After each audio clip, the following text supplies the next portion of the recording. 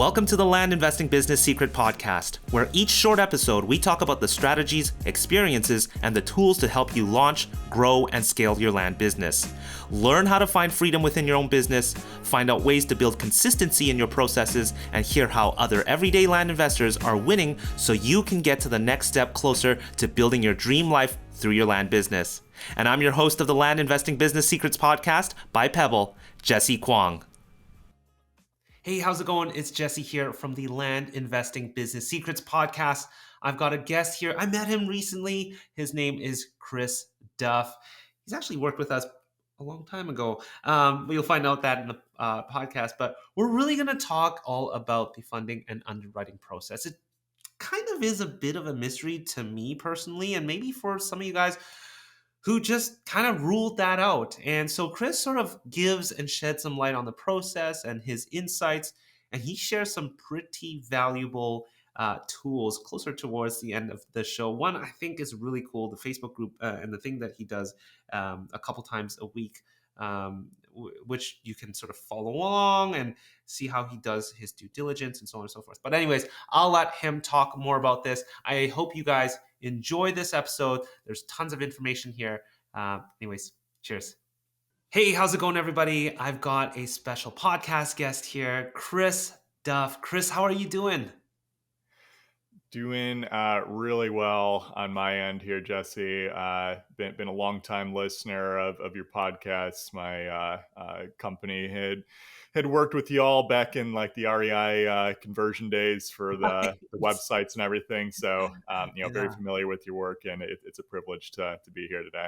Well, I appreciate you jumping on. Chris and I actually got to meet each other at an event out in St. Louis not too long ago.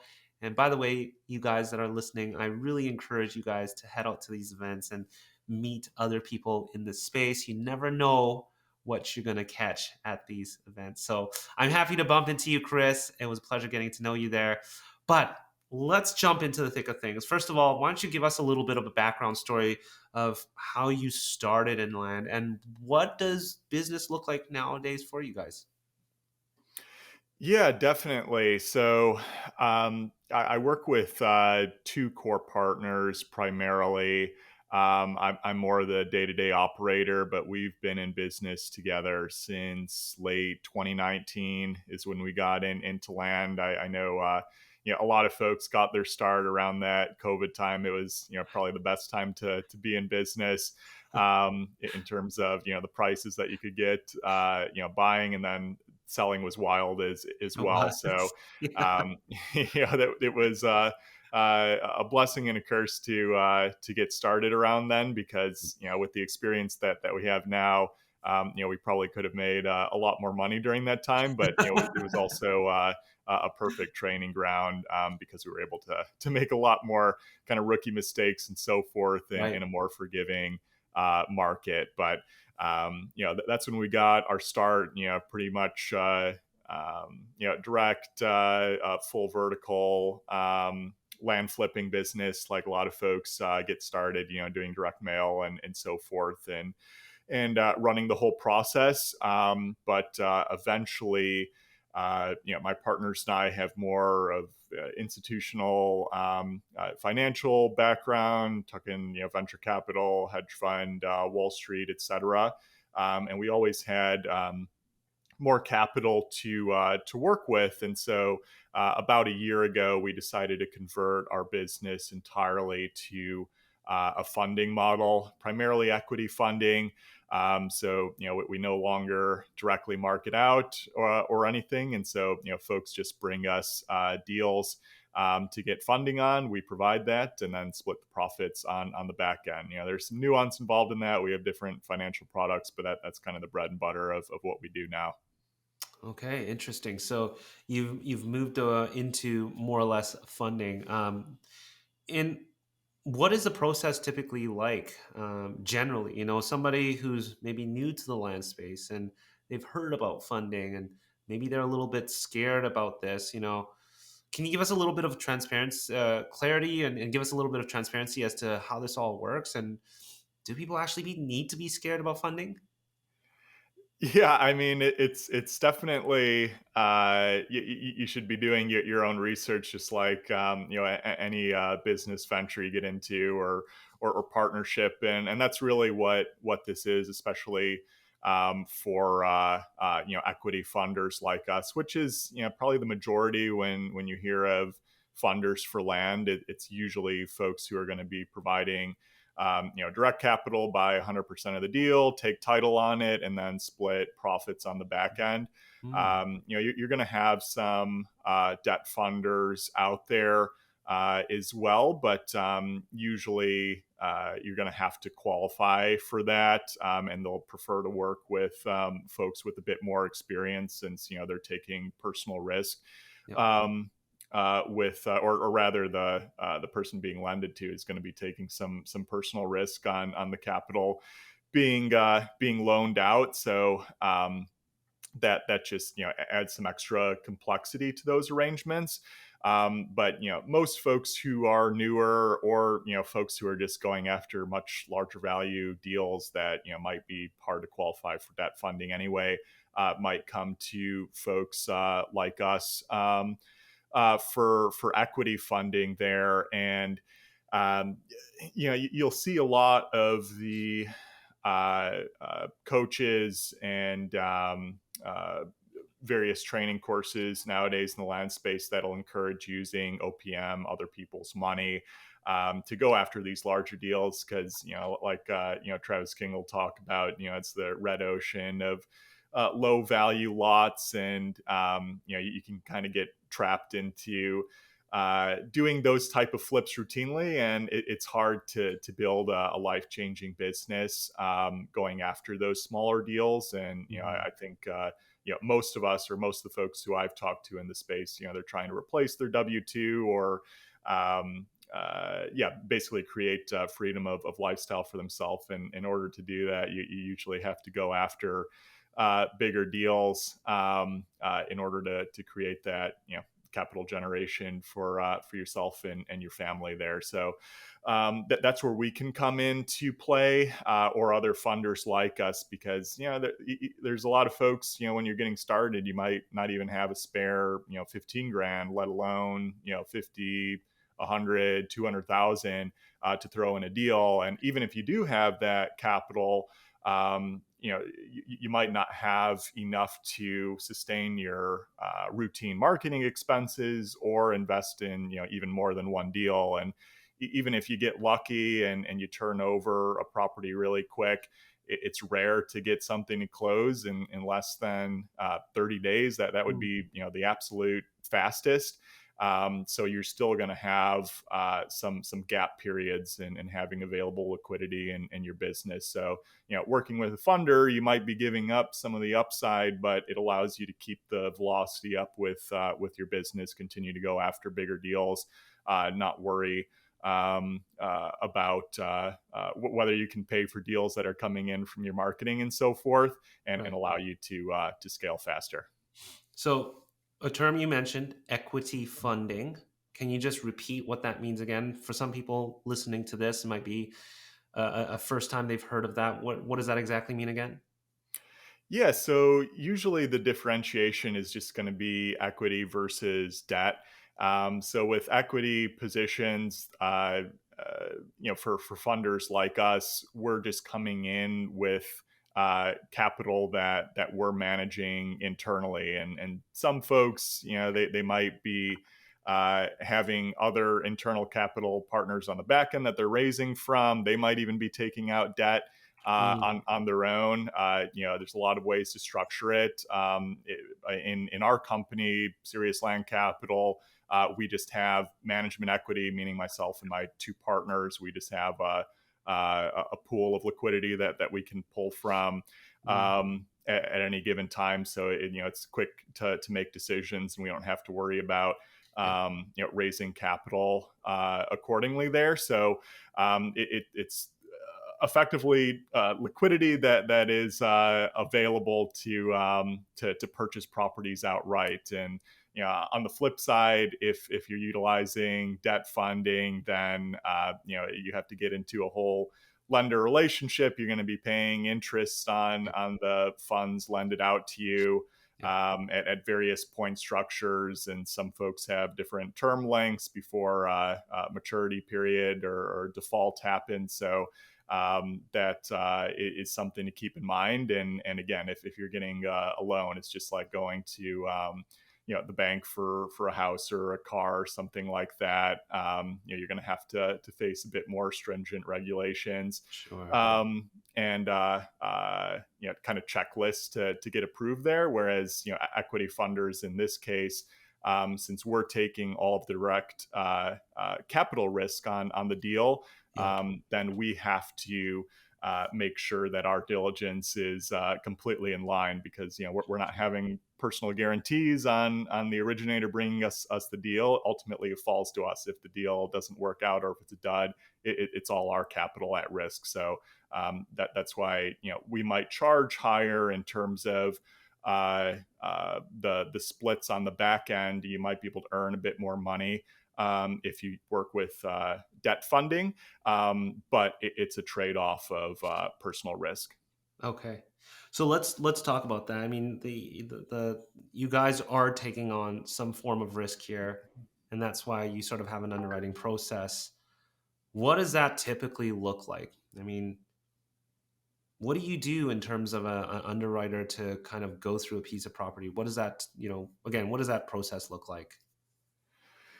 Yeah, so I know we have limited time here, so I'll try to hit Sure. the high points on Yeah. this. I mean, underwriting we could probably discuss for hours at a time here. It's really the core part of this business, like we all know, or anybody who's been in land for even a few weeks to a month. Like all the money is made on the buy side. So your diligence and your underwriting just Yep. has to be top notch. If you get that right, then you can cover up pretty much any other mistake or part of your business that might not be solid. But especially in a more difficult market like currently, we're in early 2024. It's been a bit of a buyer's market for approaching 2 years now. So people have kind of adjusted to where, yeah, it's both a little bit harder to buy actually, and harder to sell, but becoming a little bit easier to buy in our opinion, and what we're seeing on the market. So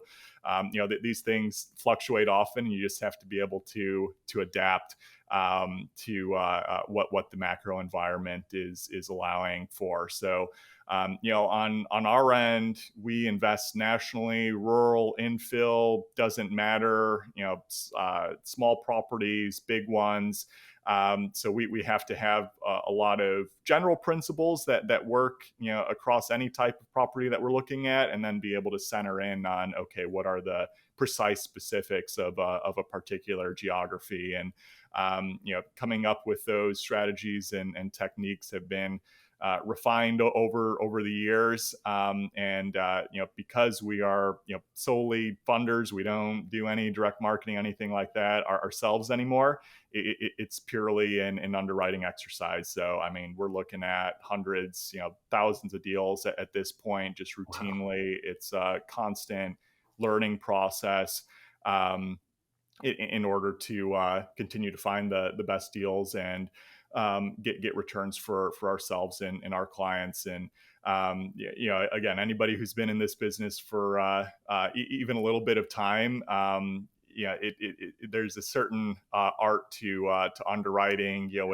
It's not like houses where there's just pretty standard comps. Even banks can readily underwrite for mortgages and so forth. Yeah. Land, especially rural, it involves a lot of nuance, and there's not always an easy answer to determine. And so that's why we try to undercut and be as conservative as possible, and just put in the hours and hours of practice. Yeah. And with that in mind, even taking breaks, it's you start to fade on your skills a bit. I remember taking a couple weeks off, around the holiday season, New Year's, and so forth, and then getting back into the game, starting to underwrite, and I'm like, oh wow, I'm already like a little bit rusty. So it's just something that you have to routinely do day in, day out in order to figure out. Can I sort of think as underwriting as almost like in-depth due diligence? Yeah, it's just another word for it, basically. So pretty much Yeah. a synonym. Yeah. Now, are there any common things that people may overlook that you guys pay a little bit more attention towards when you're doing your underwriting? Absolutely. Yeah. Again, there's kind of massive checklists that we go through for each property, and usually that's building over time because we're not perfect at this. We do this as much as anybody, but that there's still mistakes that can be made. So anytime something new comes up or uh, uh, a possible pitfall that we hadn't foreseen before, that just gets added to our diligence checklist, and we incorporate that going forward. So it's always kind of a living process here. There's no golden template for how to underwrite properly. But stuff that we're looking for, starting at the more general principles. Hey, I'm just getting a property randomly in Tennessee, and all I have is the APN, the county, and the purchase price. So I have no other info there. I'm just going to start off with some of the most basic tools that most land investors have access to. We're talking Land ID, Redfin, Google Earth. Those are the initial resources that I'll start to take a look at, and it's really a pricing exercise off the bat. So I'm just even taking 5-10 minutes. Seeing first off, what are the basic characteristics of this property? Any glaring red flags? Does it have access?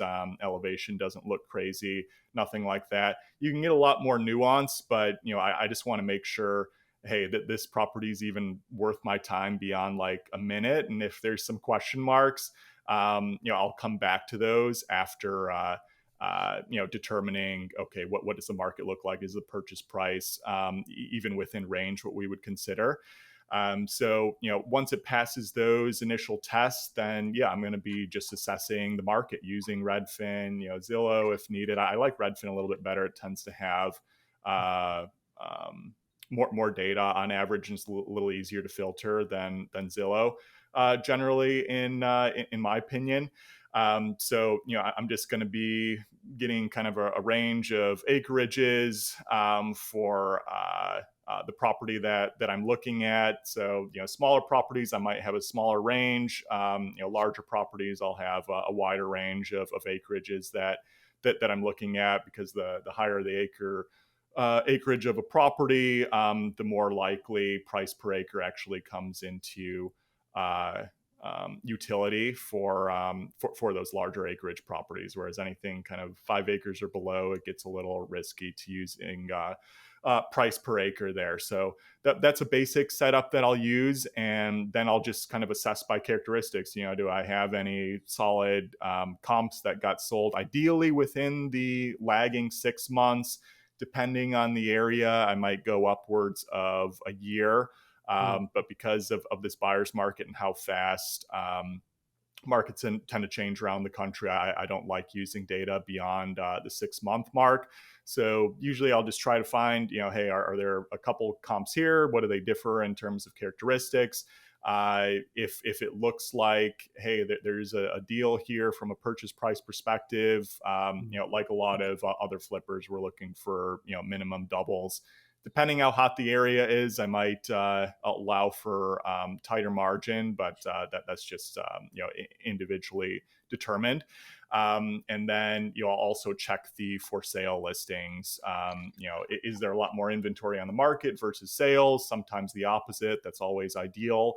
But does the inventory on the market, does it allow me to undercut pretty readily? because again, we're usually targeting 90-day sales timelines or less. So I Mhm. want to be able to make sure I can hit those metrics routinely. And even that's fairly aggressive for a lot of land investors now. Even some of the better minds in the space are kind of routinely taking 4 to 6 months on average to move properties. I'm much more aggressive than that. Wow. That's kind of like red alert status if we're going beyond 3.5 months even. So much faster to pull the trigger on price decreases accordingly. Mhm. If even if we're not getting serious interest within like 2 weeks or so. Oh, wow. So I just want to make sure that I have room to undercut. The comps are justifying the pricing that I'm going after. There's a lot more nuance involved in this, but that's my first look, the most important look. And the vast majority of properties that get sent our way Mhm. are mispriced and usually overpriced. There's maybe Oh, like 1 to 2% of deals that I look at where I'll value it higher than what the purchase price actually is right. in terms of what I would pay for the deal. Yeah. But almost always it's the opposite there. So for the deals that get sent our way, which is in terms of inventory value, we're talking 7 figures weekly that are getting sent to us. I'm turning away 18 and 19 out of every 20 deals at this point. So, Wow. finding the right pricing is difficult to do, but trying to help the industry learn and not get caught in bad deals there. So we can Sure. go into some other more nuanced details there, but I'll pause there for the moment. Yeah, no, I appreciate that. Now, when a property does come your way, I mean, what should somebody expect in terms of a timeline? How long does it take for approval or rejection of funding?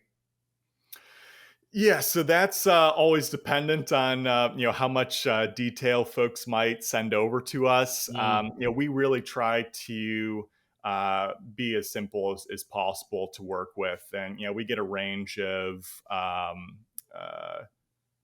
expertise in terms of land investors that come our way. So some folks have only been in the game for 2 weeks, and maybe they got lucky. Hey, I have a supposed $50,000 deal, need funding on it. But all we need at its most basic is give me the APN, the county, purchase price, anticipated closing date. That's enough to get started.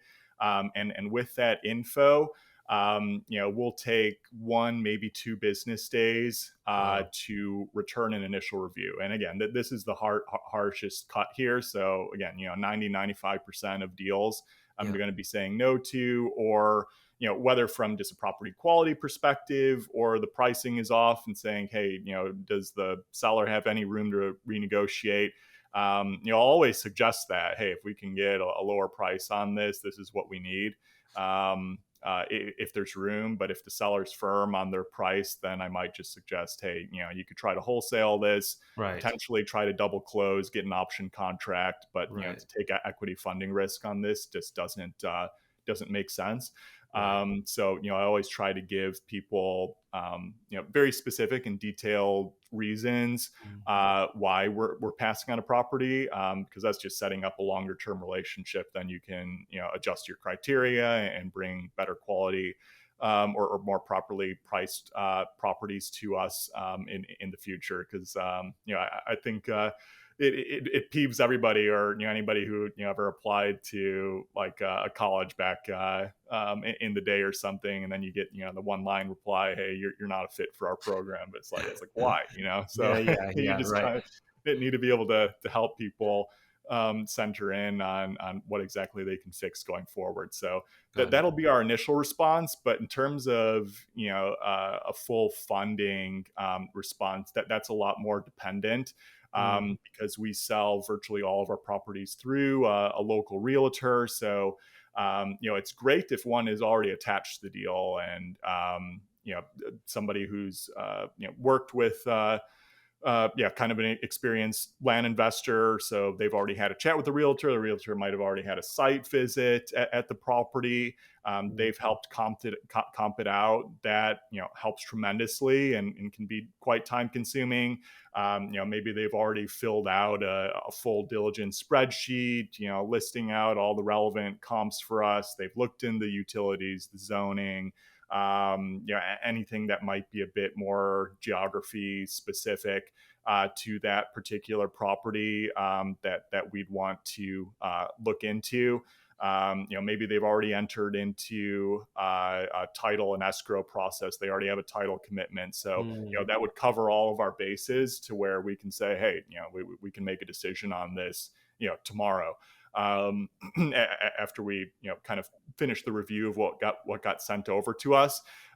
Naturally, the higher the price the property is, that is usually going to require a little bit more time. Something that might be basic, like a 20,000 sell for 40, and a whole bunch of comps in the area, we can make a decision pretty quickly, even if we're missing some base info. So a lot of that is dependent there.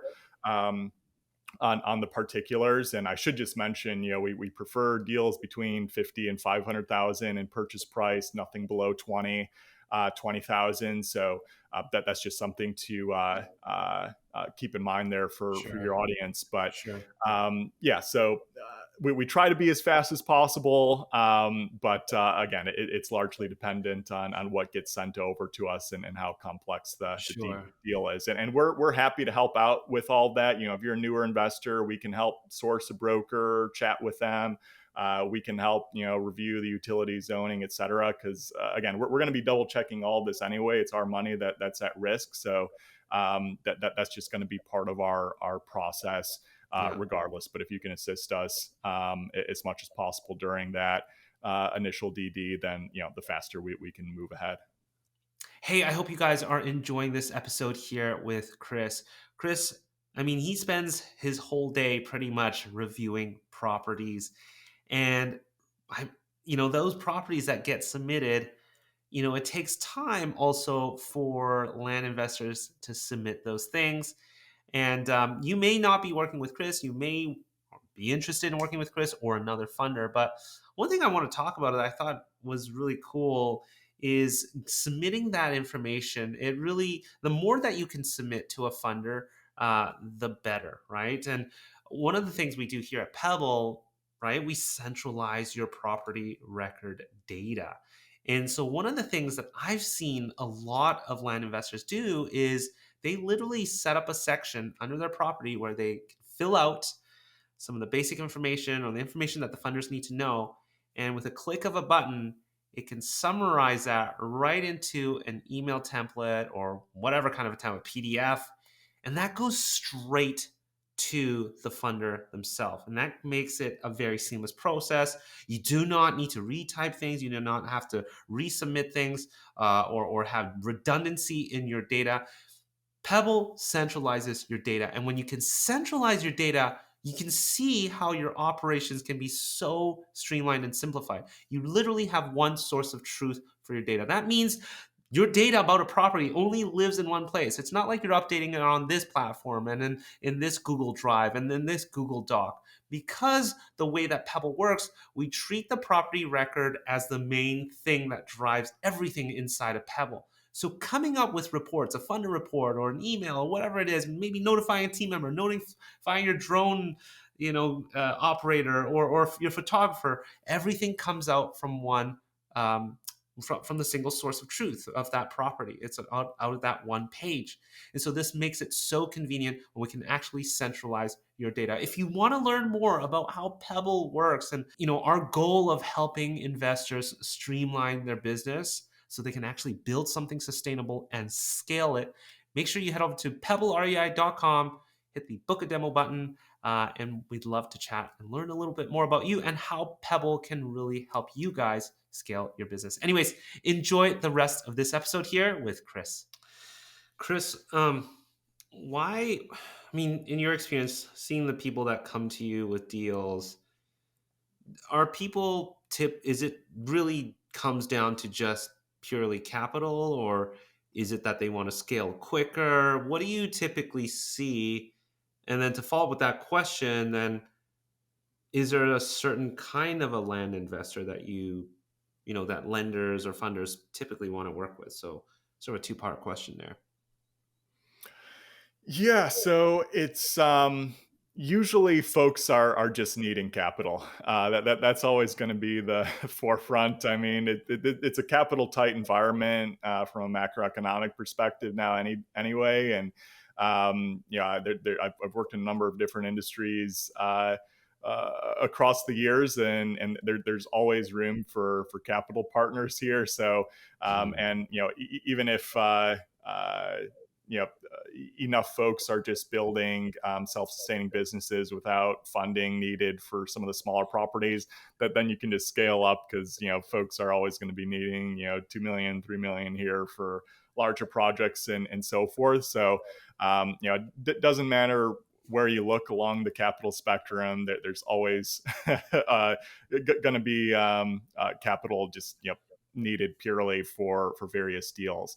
But there are a number of folks who are either more interested in just, hey, I want to keep my marketing dollars moving, and I don't want to get tied up in various deals that are going to slow my business down.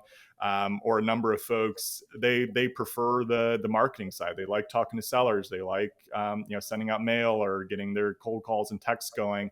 They don't want to deal with more of the transactional side, or handling dispo, working with realtors, all of that. So sometimes you get folks who would just more focus on a certain part of the business, and give up a proportion of profits accordingly. And we can certainly relate. We were my partners and I were not that great at talking with sellers, or handling all the marketing. You have the geniuses like Callan and Ajay and JT and so forth, that just have such great minds for marketing. It's just like, hey, that's not Sure. our preference here. All we prefer to do is underwrite and capital structure, and you tend to be able to build a more sustainable business when you focus on what you're best at. And Right. chatting with you and your partner Kevin, I know in St. Louis there, and I know you guys have consolidated and focused more on building out Pebble and so forth. So yeah, it seems like the entrepreneurs who've been in the game a little bit just realize, yeah, we can't be targeting every possible avenue and getting distracted by shiny objects. You just got to key in on what your cash cow is. Sure. Sure. Out of curiosity, what do you typically see as the common reason? I guess maybe it comes down to the pricing of why you sort of reject any any requests that come to you guys. Um, Yeah, and I also want to back up, because I realize I didn't fully answer the other question of just what type of land Right. investor we Yes. might be Right. looking I forgot for my there. question. Um, yeah, so I know people are probably waiting pins and needles here, but yeah, it's really kind of an attention to detail type of thing. I mean, it's just like anytime you're trying to enter into a partnership, or you apply to anything, just put a little bit of effort. We have a full FAQ on our website. Our parameters for the type of deals that we like are pretty widely advertised. And still a number of folks will send us stuff that just doesn't fit at all. Or even after we might deny one and give the rationale. And that's just it's a bit grating over time. And so we're going to prefer working with folks who appreciate the time that we're putting into the deal. And also know that folks prefer partnering with people who are going to put some effort in, and have more of a kind of joint relationship, Mm, instead of utilizing us funders as commodities. And unfortunately, there are some folks out there. They'll send yeah. a deal, think, oh, it's like the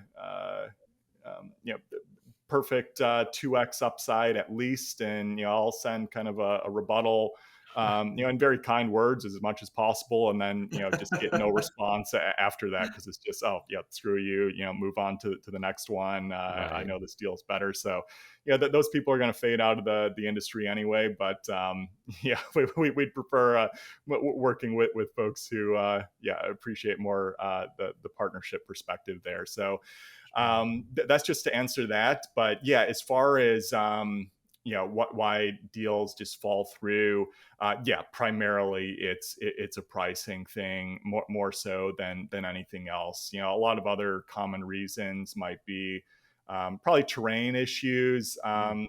Within our CRM, we have why deals get killed. So we could look at the percentages accordingly here, but Mm. a lot might just be too steep, or they'll have wetlands. There's certain flood zone involvement that should have been caught. I mean, land ID is usually pretty handy for that, but sometimes we get rush jobs sent over to us, or maybe it's landlocked.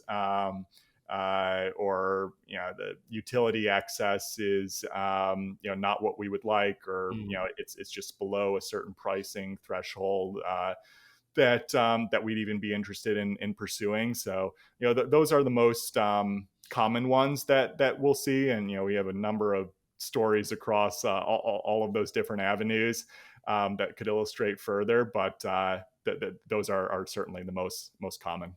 Got you.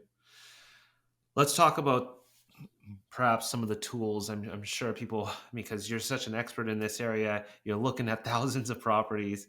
What kind of tools would you recommend? If somebody's doing due diligence, or in general, what do you use when it comes to tools to do the underwriting process? Certainly, and I alluded a bit earlier to kind of the primary ones that I'll start out with. So, Yeah. off the bat, I think every land investor should have a land ID account. I know they used to be much more expensive when they were MapRight, but now I Yes. think like the basic uh, um, program they have is like maybe $10 a month, something like that. So, it's all of these mapping tools have a certain amount of bugs in it. I used to use data tree beforehand, and yeah, land ID sometimes like it just won't load the county, and you keep having to reload the site, and it won't load.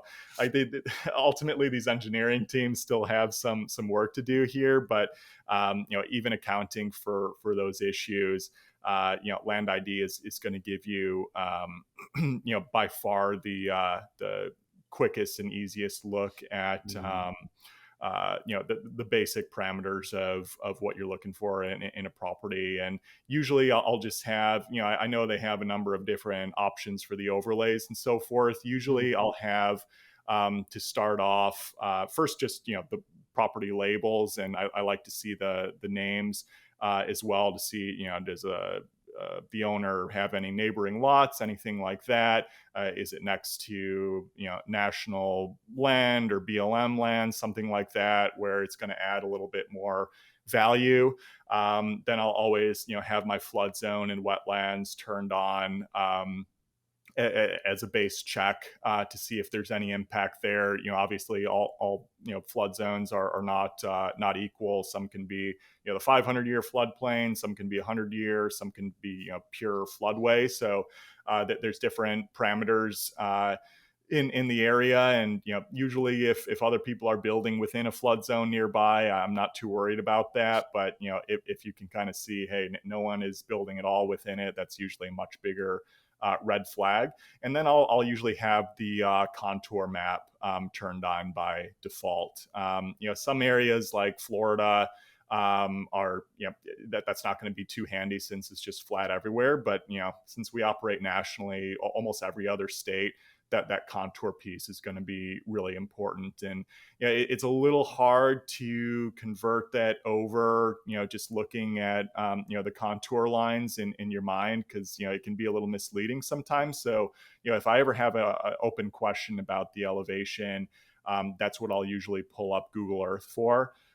So I'll plug in the address. If there's not an assigned address, just find something nearby, and then just try to map that out where it is on Google Earth. And while that tool isn't perfect either from an elevation perspective, a site visit is always going to be worth a review for anything later in diligence. Sometimes Google Earth can really show, hey, that this is going to be almost impossible to build on, whereas it wasn't quite as apparent on Land ID. So those are my defaults that I have. Then depending on the area, I'll usually pull up a soil map. Just to look, if it's going to be an anticipated, septic install property, for instance, that is going to be something I'm going to look at. Usually, as far as interpreting soil maps, and having learned this from a couple other soil scientists local to me and so forth, if you see that it's a clay-based soil, that should give you some pause, in regard to installing a conventional septic. A lot, pretty much any property can perk nowadays, but it's just going to be dependent on what type of septic system. So you might have to do a mound-based septic or aerobic septic system. So you might have to add an extra, I don't know, 10, 15K on top of what a conventional might cost in the area. So you might just want to bake that in, or if all the comps in the area already have that, then you already know what your base pricing is going to be anyway. So that's something I would be looking at. Or if there's wetlands nearby and you can see that your soil mapping kind of goes across where that wetland area is and expands out, even though it's not necessarily in the wetland, I'd be concerned about that, because that could make septic install difficult as well. So that's another one. A number of the states also have just public well installs. So yeah, if I'm not certain about the utility situation, I'll try to pull up the well map and see if any neighbors have it nearby, and they'll even have it labeled, oh, this went down, like 100 feet, 200, whatever. And then you can kind of gauge, what's that going to cost an end buyer. Try to just Google, hey, 150-foot well in Colorado or something like that. It's not always going to be an exact science, but it can give you an idea of what you could look for there. And then sometimes I'll plug in, are there oil or gas pipelines dependent on the area that I'm in? Those are huge red flags. Having, speaking from experience, those are very difficult to deal with, especially if you're going to have to build across them in any form or function there. So those are some of the ones that I'll use periodically beyond the main one. So that's my primary diligence tool. And then, like I mentioned, from pricing side of things, I love Redfin the most. Zillow, I always double check from a for sale perspective, because Zillow will give you those, the online stats where the views and the saves and so forth. So it can give me an idea of the activity. Definitely take that with a grain of salt, though, because we've had some listings where it's getting hundreds of views, ton of saves and so forth, but it was just all window shopping. We don't know, are there any actual serious buyers here who are making calls on the property. So it's a little bit helpful to note, if you're getting a property that has like 10 views, 0 saves and so forth, it's obviously overpriced. Anything that's been sitting on market even longer than 75 days or so, I'm already thinking that's going to be overpriced in regard to kind of the more undercutting perspective of the market that we aim for. So those are my primary tools that I'll look at. Notice that I didn't say using like priced comp reports and so forth. I don't think those are that handy for almost any properties. Some infill lot areas, yes. But the vast majority of deals that we look at, especially rural, the data is just going to be too all over the place. Using some of these automated tools for pricing in land, I haven't found them to be as useful compared to doing more of an individual search. Got you. Chris, thank you for giving us so much insight here. With the process and the things that you look at. if people wanted to engage with you and learn a little bit more about what you guys are doing, what's the best way? And how do they walk us through? What is that process? Do they submit an email to you? Do they fill out a form? How do they get properties over to you guys? Yeah, I'll mention a couple resources here that could be helpful for folks in different parts of their land investing journey. So, Mhm. I'll mention off the bat. I have a zero cost Facebook group called Land Daily Diligence. I think we're just centered in on around 300 members recently. That's been built over the past 4 to 5 months or so, Okay. and basically there anybody can just submit a deal, whether for funding or not, Okay. and I'll review it live on Monday and Thursday afternoons, usually Oh, 2 very p.m. cool. Central, so twice a week, barring any rescheduling. And that's been a very popular Wow. service, especially over the last couple months there. So that gives people the opportunity to learn exactly how I look at deals, especially from a pricing perspective, Yeah. and to improve their own underwriting process. So And that's just a Facebook that's group anybody can join. Yep. Yeah. So you can always just send a member request. My VA will let you in. So again, totally zero cost Yeah. resource there, and can give you an idea of how we operate too. And again, whether you want funding from us or not, happy to review.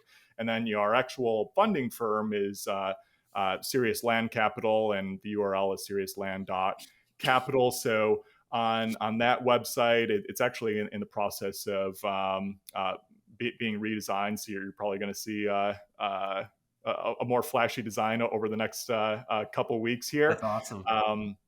But yeah, it has a full FAQ, like I mentioned before, gives you exactly the parameters of the deals that we look at, and prefer to fund accordingly, and how to work with us. There's an option to submit a deal directly there. There's also all contact info, my email, direct work line, and so forth. So usually for deal reviews, easiest to submit through our website, or just email me directly. Are kind of the preferred routes there. So that's another resource to go to. And then actually just earlier this week, we launched another resource called landfunding.partners. Okay. So this is just a pretty consolidated list of every known land funder. I know there have been some other resources like this that have floated around, but as our industry has grown, we saw an opportunity to build a more user-friendly design for finding land funders, and we tried to create it in Wow. such a way where you can search for equity funders, debt funders. Hey, do you want transactional funding? Wow. What do profit splits look like, and so forth. So it allows you to compare side by side a lot of different funders, depending on what parameters that you're looking at, and it's really divided up to hopefully answer most key questions people are looking for whenever Yeah. they're trying to find a funder. So we just built that site out. It's already being advertised, and so that's more of obviously it's advertising our firm accordingly, but also as we certainly can't fund every deal, and Sure. I'm friends with most of the other funders out there, so we just wanted to create another community resource that's only going to help the industry continue to grow, and get people funding that they need. Because maybe you don't like how we operate, that's totally fine, or you can always choose somebody else, or maybe you want to try a sampling of funders to find somebody who fits your business perfectly there. So Okay. we're happy to contribute from that perspective too. Appreciate those resources, Chris. We'll make sure to include that in the show notes, the Facebook group, the Land and Funding Partners, and obviously your company as well. And just to reconfirm, that's the Land Daily Due Diligence. Land Daily Diligence is the Land Daily Diligence. Okay, got you. you got I it.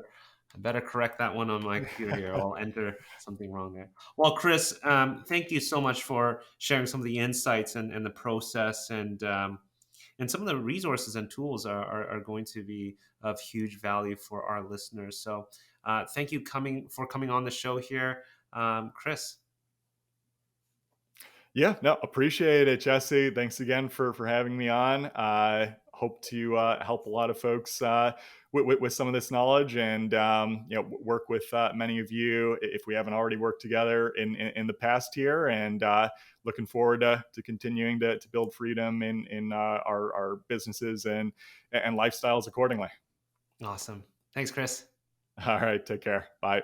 Before you stop this episode or hit the next episode, I want to personally thank you for listening to this episode of the Land Investing Business Secrets podcast by Pebble. If you found this helpful, we'd greatly appreciate any awesome reviews and ratings on whichever platform you are listening to this on. And if you have 2 minutes and wanted to step it up even more and help others, feel free to share this in other Facebook groups or pages or any communities, giving others a heads up of the Land Investing Business Secrets podcast or the specific episode that may help them on their land investing journey. Once again, thanks so much for listening, and catch you on our next episode.